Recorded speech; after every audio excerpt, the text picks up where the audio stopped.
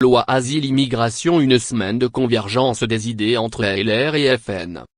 Il est des moments parlementaires qui disent davantage que n'importe quelle analyse politique. La semaine d'examen du projet de loi Asile-Immigration, adopté dimanche 22 avril à l'Assemblée nationale, n'a pas manqué de ces instantanés à attraper au volume. Par exemple, ces hochements de tête frontistes aperçus lors d'interventions du groupe Les Républicains, LR.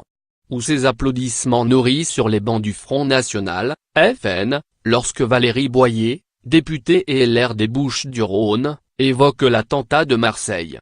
Enfin, ce bravo lancé par Marine Le Pen elle-même, alors qu'Éric Ciotti rappelle celui de Nice.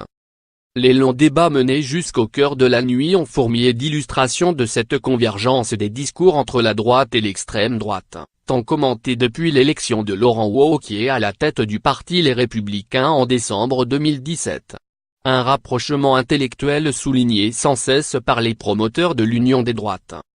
Choc de désintégration produit par l'immigration massive. Chaos migratoire. Plafond d'immigration. Enjeu majeur de souveraineté. Guillaume Larrivé a ouvert la voie, lundi 16 avril, dans l'hémicycle. Les mots du co-responsable du projet de LR sur la question n'avaient rien à envier à ceux de Marine Le Pen, qui avait présenté les propositions du FN quelques heures plus tôt.